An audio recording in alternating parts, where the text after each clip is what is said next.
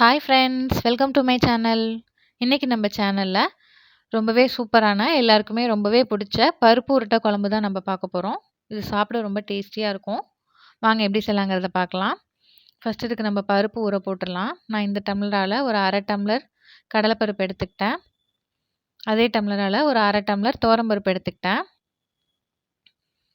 ரெண்டுமே பாதி அளவு போடணும். 1/2 டம்ளர் கடலைப்பருப்பு, 1/2 டம்ளர் துவரம்பருப்பு. நீங்க அதிகமா செய்றீங்கன்னா 1 டம்ளர் 1 டம்ளர் சேர்த்துக்கோங்க. இத நல்லா வாஷ் பண்ணிட்டு வந்துடலாம். இப்ப நல்லா இத வாஷ் பண்ணிட்டு, இது தேவையான அளவு தண்ணி விட்டு, ஒரு 2 மணி நேரம் இல்லன்னா ஒரு 1 1/2 மணி நேரம் நல்லா ஊற வச்சிடலாம். இது நல்லா ஊறட்டும். இப்ப நம்ம குழம்புக்கு தேவையான அளவு புளிய ஊற வச்சிடலாம். ஒரு சின்ன எலுமிச்சப்பழ அளவு புளிய இந்த மாரி தண்ணியில ஒரு பக்கம் ஊற வச்சிடலாம். இப்ப பருப்பு ஊறி நல்லா ரெடி ஆயிடுச்சு. 1 1/2 மணி நேரம் ஆயிடுச்சு. இப்ப இத நம்ம அரைச்சிடலாம். இதுக்கு நான் ஒரு மிக்ஸி ஜார்ல ஒரு 2 காஞ்ச மிளகா, ஒரு 1/2 டீஸ்பூன் சோம்பு சேர்த்துக்கிட்டு, இப்ப நம்ம தண்ணி இல்லாம வடிச்சு வச்சிருக்கிற பருப்ப இத சேர்த்துக்கலாம். இதில சேர்த்துட்டு ஒரு 2, 3 பல்ஸ் விட்டுட்டு எடுத்துட்டு வந்தா போதும். ரொம்ப நைஸா அரைக்கணுங்கிற தேவையில்ல. பாருங்க இந்த பதத்துல இருக்கணும். இப்ப நான் பாதி பருப்பு தான் போட்டேன். மீதி இருக்கிற பருப்பையும் அதே மாரியே அரைச்சுட்டு வந்துடுறேன். ஒரு 2, 3 பல்ஸ் விட்டு நம்ம கடலைப்பருப்பு வடைக்கு செய்ற மாரி, அந்த பதத்துல அரைச்சு எடுத்துட்டு வந்தா போதும். அப்பதான் கரெக்ட்டா இருக்கும். பாருங்க, இந்த அளவு அரைச்சுட்டு வந்தா போதும். இப்ப இத ஒரு பவுலுக்கு மாத்திட்டு, இதில தேவையான அளவு உப்பு, உருண்டைக்கு தேவையான அளவு உப்பு, ஒரு மீடியம் சைஸ் வெங்காயத்த இந்த மாரி பொடியா கட் பண்ணி சேர்த்துக்கலாம்.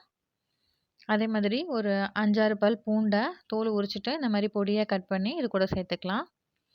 பூண்டு போடும்போது உருண்டை நல்லா டேஸ்டியா இருக்கும். நம்மளுக்கு வாய்வு அந்த பிரச்சனையும் இருக்காது பருப்பு சேர்க்கறதுனால.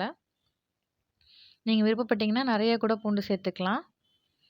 நான் ஒரு 5, 6 பல்லு சேர்த்துருக்கேன். இப்ப இது எல்லாத்தையும் நல்லா மிக்ஸ் பண்ணி வச்சுட்டு, ஒரு ஓரமா இத வச்சுட்டு நம்ம குழம்பு தாளிக்க ஆரம்பிச்சிடலாம். இப்ப நான் ஒரு பேன்ல ஒரு 2 ஸ்பூன் ஆயில் விட்டுட்டேன். இப்ப இதில ஒரு 1/4 டீஸ்பூன் கடுகு உளுத்தம் பருப்பு, ஒரு 1/4 டீஸ்பூன் வெந்தயம் சேர்த்துக்கலாம். கடுகு உளுத்தம் பருப்பு, வெந்தயம் எல்லாமே நல்லா வெடிச்சு வரட்டும். இது நல்லா வெடிச்சு வந்த பிறகு, இதில நம்ப ஒரு 10, 12 சின்ன வெங்காயத்த இந்த மாரி 1, 2ஆ கட் பண்ணி வச்சிருக்கோம். அத சேர்த்துக்கலாம். சின்ன வெங்காயம் சேர்த்தா தான் குழம்பு நல்லா டேஸ்ட்டா இருக்கும். அப்படி சின்ன வெங்காயம் இல்லன்னா, நீங்க பல்லாரி வெங்காயம் கூட சேர்த்துக்கலாம். வெங்காயம் லைட் பிங்க் கலர்ல ஆறுன பிறகு, ஒரு கொத்து கருவேப்பில, ஒரு 2 பச்சை மிளகாவ இந்த மாரி கீறி சேர்த்துக்கலாம். இப்ப நம்ம ஒரு 2 தக்காளி, சின்ன சைஸ் தக்காளிய இந்த மாரி ரஃப்பா கட் பண்ணி இது கூட சேர்த்து, இந்த வெங்காயம், தக்காளி, பச்சை மிளகாய் எல்லாத்தையும் நல்லா வதக்கி எடுத்துட்டு வந்துடலாம். வெங்காயம், தக்காளி வதங்கறதுக்கு உப்பு சேர்த்து வதக்கறதுனாலும் நீங்க சேர்த்து வதக்கிக்கலாம். உப்பு சேர்த்து வதக்கும்போது கொஞ்சம் சீக்கிரம் வதங்கும். இல்லன்னா கொஞ்சம் டைம் ஆகும். பாருங்க இந்த அளவு நல்லா வதங்குன பிறகு, நம்ம மசாலா பொருட்கள் சேர்த்துடலாம். இப்ப நான் ஒரு 2 ஸ்பூன் குழம்பு மிளகாய் தூள் சேர்க்குறேன். இது கொஞ்சம் காரம் அதிகமா தான் இருக்கும். அதனால நான் 2 ஸ்பூன் சேர்த்துக்கிறேன். உங்களுக்கு எந்த அளவு காரம் வேணுமோ அந்த அளவு சேர்த்துட்டு, இந்த தூளோட பச்சை வாசனை போற மாரி ஒரு 1 நிமிஷத்துக்கு நல்லா அந்த எண்ணெய், வெங்காயம், தக்காளியோட சேர்த்து வதக்கிக்கலாம். இப்ப நான் ஊற வச்ச புளிய கரைச்சு எடுத்துட்டு வந்துட்டேன். அதையும் இப்ப இதில சேர்த்துக்கலாம். இது எல்லாத்தையும் சேர்த்துட்டு, நல்லா மிக்ஸ் பண்ணிட்டு, குழம்புக்கு தேவையான அளவு தண்ணி சேர்த்துக்கலாம். நான் ஒரு 1 டம்ளர் தண்ணி சேர்த்துக்கிட்டேன். இப்போ தேவையான அளவு உப்பு குழம்புக்கு நான் கொஞ்சமா கல்லுப்பு சேர்த்துக்கிட்டேன். இது எல்லாத்தையும் சேர்த்துட்டு, நல்லா ஒரு தடவ கலந்து விட்டுட்டு, இத மூடி போட்டு நல்லா கொதிக்க வச்சிடலாம். கொதிக்க வச்சுட்டு நம்ம ஒரு தேங்காய் பேஸ்ட் ரெடி பண்ணிடலாம். இதுக்கு நான் 2லேருந்து 3 டீஸ்பூன் தேங்காய் துருவல், ஒரு 1/2 டீஸ்பூன் சோம்பு சேர்த்து நல்லா அரைச்சிட்டு வந்துடுறேன். இப்போ இந்த சைடு குழம்பு நல்லா கொதிச்சிட்ருக்கு. பாருங்க குழம்பு அந்த புளி, மிளகாய் தூளோட பச்சை வாசனைலாம் போய் நல்லா கொதிச்சு, நல்லா எண்ணெய் பிரிஞ்சு வந்திருக்கு. இப்போ இதில நம்ம தேங்காய் பேஸ்ட்ட சேர்த்துடலாம். ஒரு 3 டீஸ்பூன் தேங்காய் துருவல், ஒரு 1/2 டீஸ்பூன் சோம்பு சேர்த்து அரைச்சு சேர்த்துருக்கேன் நானு. அதே மாரியே சேர்த்துக்கோங்க. இப்போ இந்த தேங்காய் குழம்பு எல்லாமே நல்லா கொதிச்சு வரணும். மறுபடியும் இத ஒரு மூடி போட்டு, நல்லா மூடி வச்சுட்டு, இது நல்லா கொதிச்சு வர வரைக்கும் வெயிட் பண்ணலாம். இந்த ஸ்டேஜில நீங்க உப்பு, காரம்லாம் கரெக்ட்டா இருக்கான்னு செக் பண்ணிட்டு, பத்தலன்னா போட்டுக்கோங்க. இப்போ நான் மூடி வச்சுடுறேன். இப்போ நம்ம உருண்டைய உருட்டி எடுத்துடலாம். அது கொதிச்சு வரதுக்குள்ள. இப்போ நான் ஒரு ஒரு உருண்டையா கொஞ்சமா மாவு எடுத்து, எல்லாம் ஒரே சைஸ்ல இருக்கிற மாதிரி ஒரு ஒரு உருண்டையா உருட்டி உருட்டி எடுத்துக்கிறேன்.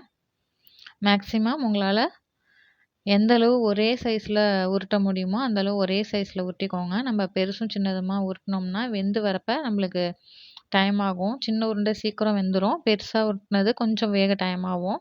அதனால் மேக்ஸிமம் ஒரே சைஸில் எல்லாத்தையும் உருட்டி எடுத்துக்கோங்க. இப்போ உருட்டியாச்சு. இப்போ நம்ம குழம்பு ஓப்பன் பண்ணிடலாம்.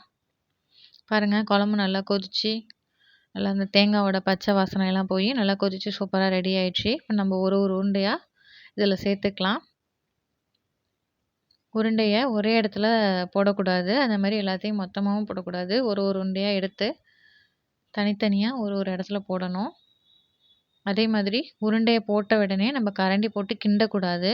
உருண்டை மாவா தான் இருக்கும். உடனே நம்ம கிண்டினோம்னா அது கரைஞ்சிரும். அது வெந்து வந்த பிறகு தான் நம்ம வந்து கரண்டி போட்டு கிண்டணும். இப்போ நான் எல்லாத்தையும் போட்டுட்டு நல்லா மூடி போட்டு ஒரு 5 நிமிஷம் வேக வச்சிடுறேன். உருண்டை நல்லா வெந்த பிறகு நல்லா மிதந்து மேலே வர ஆரம்பிச்சிரும். அதான் அது வெந்துதா வேகலையாங்கிறதுக்கு டிஃப்ரென்ஸு.